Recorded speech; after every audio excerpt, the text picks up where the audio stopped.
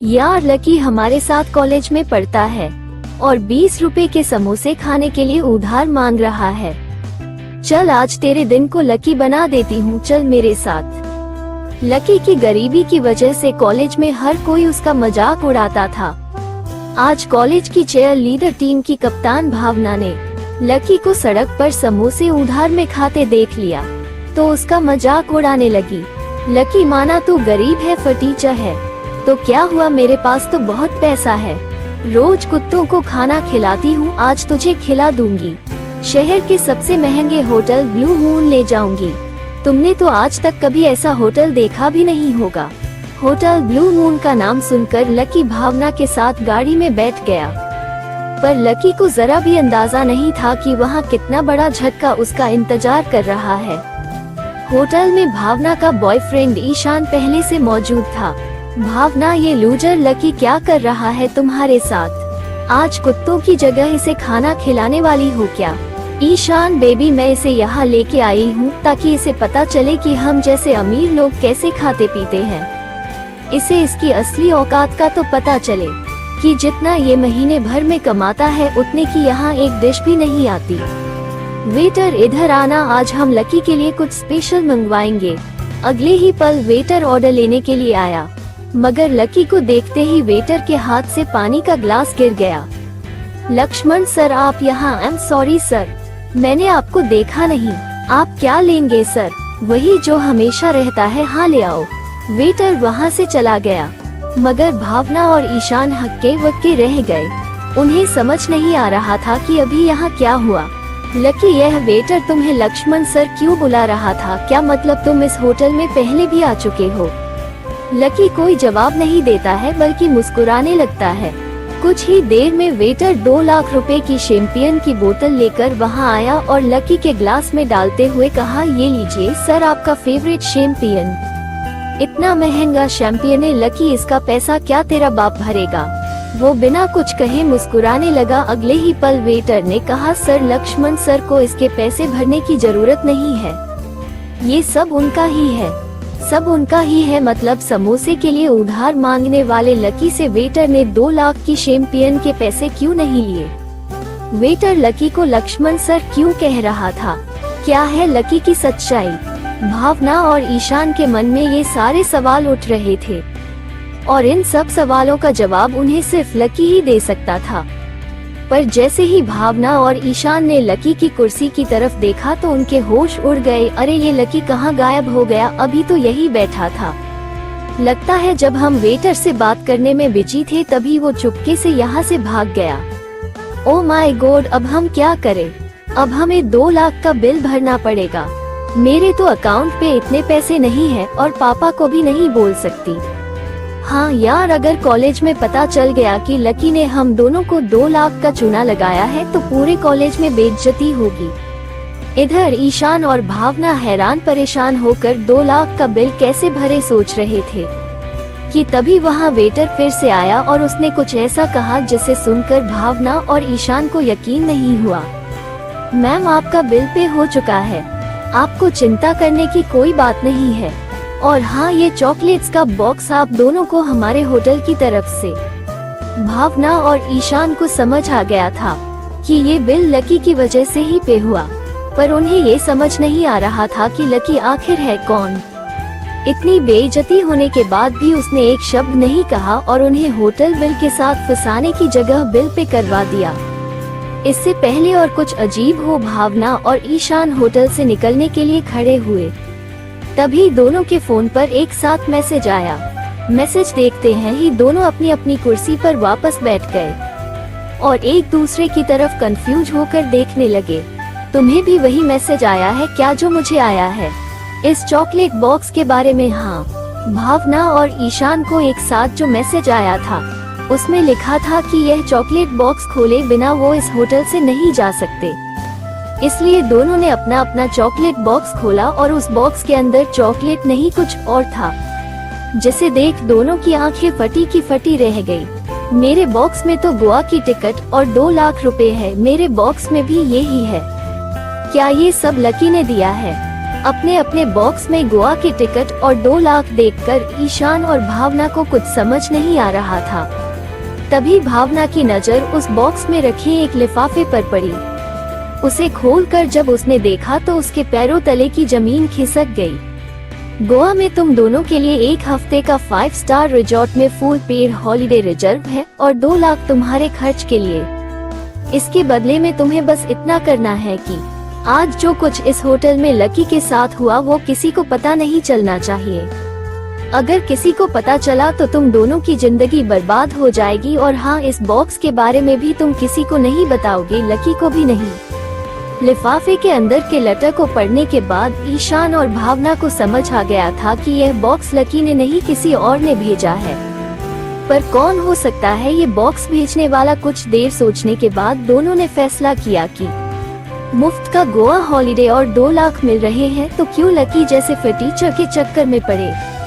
उन दोनों ने टिकट और पैसे निकाले और होटल से बाहर निकल पड़े।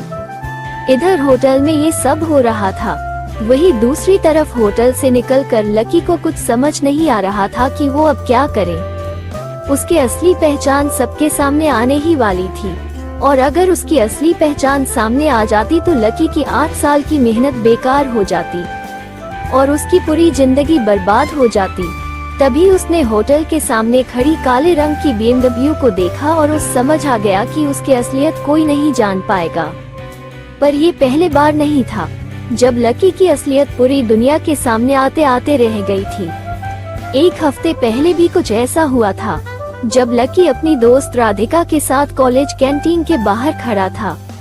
चलिए 1 हफ्ते पहले चलकर जानते हैं उस दिन का किस्सा। तो गाइज आज के लिए बस इतना ही। आशा करते हैं आपको स्टोरी पसंद आई होगी। आगे की स्टोरी जानने के लिए हमारे चैनल को सब्सक्राइब करें और बेल आइकन पर क्लिक करें, जिससे आपको आने वाली स्टोरीज की नोटिफिकेशन मिलती रहेगी। लकी, तुम्हें बुरा तो नहीं लगता कि इस कॉलेज के अमीर लड़के लड़कियां हमेशा तुम्हें परेशान करते रहते हैं? तुम इन सब बिगल अमीर स्टूडेंट से ज्यादा टैलेंटेड हो, कॉलेज के टॉपर भी हो और स्कॉलरशिप हासिल करके यहाँ पढ़ रहे हो। नहीं राधिका, मुझे अब इन लोगों की बातों का बुरा नहीं लगता। वैसे भी मैं यहाँ पढ़ने आया हूँ, इन अमीर लड़के लड़कियों की तरह ऐश करने और मस्ती करने नहीं। इतना कहकर लकी राधिका को कैंटीन के पास छोड़कर क्लास की तरफ जाने लगा। लकी निकल ही रहा था कि तभी कैंटीन से अपने गर्ल गैंग के साथ ज्योति बाहर निकली। ज्योति कॉलेज के ट्रस्टी की बेटी थी और उसे अपनी अमीरी और खूबसूरती का कुछ ज्यादा ही घमंड था और उसे लकी से बेहद नफरत थी। राधिका को बाहर अकेले देख ज्योति उसके पास गई और बदतमीजी करने लगी। गर्ल्स, ये देखो लकी की फटीचर दोस्त राधिका। एक लकी क्या कम था जो इस राधिका को भी इस कॉलेज में एडमिशन मिल गया। इन दोनों की वजह से ये कॉलेज गंदी बस्ती जैसा लगने लगा है। ज्योति की बात सुन राधिका को गुस्सा तो बहुत आया, पर उसने कुछ नहीं बोला। वो कॉलेज में बिना मतलब का कोई बखेड़ा खड़ा नहीं करना चाहती थी। वो चुपचाप वहाँ से जाने लगी। हड़बड़ी में वो सामने से आते राहुल को नहीं देख पाई, जो कॉलेज का सबसे बड़ा लड़कीबाज था और लकी की एक्स गर्लफ्रेंड डिम्पल को डेट कर रहा था। क्या बात है, पहले लकी की एक्स गर्लफ्रेंड डिम्पल मेरे पास आई और अब लकी की नई दोस्त राधिका भी मेरे पास आ रही है। पर राधिका, तुम मेरे टाइप की नहीं हो। वो क्या है ना, मुझे एक गरीबों से एलर्जी है। राहुल ने राधिका को साइड हटा दिया। राहुल से टकराने के बाद राधिका शर्मिंदा हो गई और चाहकर भी एक कदम नहीं चल सकी। इतने में ही ज्योति और उसके गर्ल गैंग ने राधिका को घेर लिया। तुम लोग इस कॉलेज के लायक नहीं हो, कहाँ हम जैसे अमीर लोग और कहाँ तुम जैसे पैदाइशी भिखारी। तुम लोगों की वजह से पूरा कॉलेज किसी गरीब गंदी बस्ती जैसा लगता है। और राधिका, हकीकत में तो तुमसे जो आंवला चमेली के तेल की बदबू आती है, उल्टी आती है। उसे बस इतना सुनते ही राधिका के सब्र का बांध टूट गया। वो गुस्से में बोल पड़ी, ओह हेलो मैडम, तुम चाहकर भी कुछ नहीं कर सकती समझी, क्योंकि मैंने और लकी दोनों ने एग्जाम में टॉप किया है और हमें स्कॉलरशिप मिली है। तुम जैसे अमीर बाप की बिगड़ी औलाद तो पास भी अपने बाप के पैसों के दम पर होती है। तुम्हारे पापा कॉलेज के ट्रस्टी ना होते कभी पास भी नहीं हो पाती। तुम्हारी खुद की औकात क्या है? इतना सुनते ही राधिका के सब्र का बांध टूट गया। वो गुस्से में बोल पड़ी।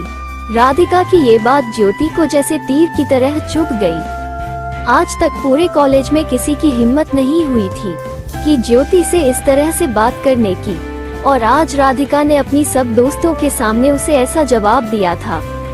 ये देख ज्योति ने अपना आपा खो दिया। क्या कहा, तेरी इतनी हिम्मत कि तुम मुझसे ऐसे बात करेगी? ये कहकर गुस्से में टमटमाई ज्योति ने राधिका को थप्पड़ मारने के लिए हाथ उठाया ही था कि अचानक वहाँ लकी पहुँच गया और उसने ज्योति का हाथ पकड़कर उसे पीछे धकेल दिया। लकी के साथ कोई बुरा बिहेव करे तो वो शांति से झेल लेता था, पर राधिका के साथ वो ऐसे बदतमीजी बर्दाश्त नहीं कर पाया। राधिका बेहद सीधी और मासूम थी और उसकी आंखों से निकलते आंसू देखकर लकी से चुप नहीं रहा गया। उसने ज्योति और उसकी गर्ल गैंग की तरफ गुस्से से देखते हुए कहा, बस बहुत हुआ। हम गरीब हैं, पर हमारा भी सेल्फ रिस्पेक्ट है और हम किसी की भीख लेकर इस कॉलेज में नहीं पढ़ रहे। हमने इस कॉलेज में एडमिशन अपने बलबूते पर लिया है। अब बात को यही खत्म करो और निकलो यहाँ से। लकी को इस तरह गुस्से में देखकर राहुल वहाँ से चुपचाप निकल गया, क्योंकि वो जानता था कि लकी गुस्से में क्या कर सकता है। उसने ज्योति को भी वहाँ से निकलने को कहा, पर ज्योति ने राहुल को धक्का मार दिया और लकी के सामने खड़ी होकर गुस्से से चिल्लाने लगी। क्या कहा, तुम मुझे निकलने को बोल रहे हो? जुबान इतनी लंबी हो गई है तुम दोनों की। अब तुम गंदी नाली के कॉकरोचेस के पर काटने का टाइम हो चुका है। रुको, तुम दोनों को अभी इसी वक्त कॉलेज से निकलवाती हूँ। इतना कहकर ज्योति ने अपने पापा यानी कॉलेज के ट्रस्टी को फोन लगाया। उसे पूरा भरोसा था कि उसके पापा लकी और राधिका को न सिर्फ कॉलेज से बाहर निकलवा देंगे, बल्कि अपने कॉन्टेक्ट से वो उन दोनों का पूरे इंडिया के किसी भी कॉलेज में एडमिशन नहीं होने देंगे, और फिर लकी और राधिका की जिंदगी पूरी तरह बर्बाद हो जाएगी। 2 रिंग के बाद ज्योति के पापा ने फोन उठाया और उनके हेलो बोलने से पहले ही ज्योति ने बोलना शुरू कर दिया। पापा, 2 स्टूडेंटों को कॉलेज से निकलवाना है अभी और इसी वक्त। रीजन बताने का टाइम नहीं है मेरे पास। ठीक है, नाम बताओ। राधिका सूरी और लकी अग्रवाल। लकी का नाम सुनते ही ज्योति के पिता चौंक पड़े और इसके बाद उन्होंने जो कहा वो सुनकर ज्योति के पैरों तले से जमीन खिसक गई। क्या लकी अग्रवाल? ज्योति, तुम्हें पता नहीं है कि तुमने कितनी बड़ी गलती कर दी है? अभी के अभी लकी से माफी मांगो, नहीं तो ये कॉलेज कल ही बंद हो जाएगा, साथ ही मेरा बिजनेस भी बर्बाद हो जाएगा और हम सड़क पर आ जाएंगे। इतना कहते ही ज्योति के पापा ने फोन काट दिया। ज्योति को कुछ समझ नहीं आ रहा था। शहर के इतने बड़े आदमी और कॉलेज के ट्रस्टी होने के बावजूद उन्होंने अपनी बेटी को उसे फटीचर 2 कौड़ी के लकी से माफी मांगने को क्यों कहा।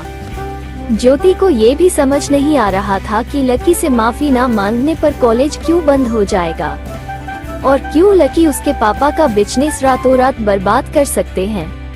क्या थी लकी की सच्चाई और लकी इस सच्चाई को दुनिया से क्यों छुपा रहा था। ज्योति ने कुछ देर सोचकर जैसे ही लकी से माफी मांगने के लिए उसकी तरफ देखा तो लकी वहाँ नहीं था, और ज्योति की गाड़ी के बोनट पर बिल्कुल वैसा ही डब्बा था जैसा आज होटल में ईशान और भावना को मिला था, पर उसमें टिकट नहीं, कुछ फोटोग्राफ थे और एक पेपर पर लिखा था, कॉलेज छोड़ दो और जो तुम्हारे पापा ने लकी के बारे में कहा उसे भूल जाओ। अगर ये बात किसी को भी पता चली तो तुम बर्बाद हो जाओगी। अगले दिन ज्योति ने कॉलेज छोड़ दिया और लकी की असलियत दुनिया के सामने आने से बच गई। आज भी बिल्कुल ऐसा ही हुआ था। लकी को समझ नहीं आ रहा था कि उसके अलावा कौन है जो उसकी असलियत छुपा रहा है। क्यों होटल के वेटर ने लकी को सर कहा, क्यों कॉलेज की ट्रस्टी ने अपनी ही बेटी से लकी को माफी मांगने को कहा। 8 साल से लकी क्या छुपा रहा है, और कौन है वो जिसने लकी की असलियत सामने आने से रोकने के लिए ईशान, भावना और ज्योति को बॉक्स भेजे। ये तो बस लकी की कहानी का एक हिस्सा है। लकी की पूरी कहानी और असलियत जानने के लिए सुनिए लकी की पूरी कहानी हमारे इस चैनल पर। तो गाइज आज के लिए बस इतना ही। आशा करते हैं आपको स्टोरी पसंद आई होगी। आगे की स्टोरी जानने के लिए हमारे चैनल को सब्सक्राइब करें और बेल आइकन पर क्लिक करें, जिससे आपको आने वाली स्टोरीज की नोटिफिकेशन मिलती रहेगी।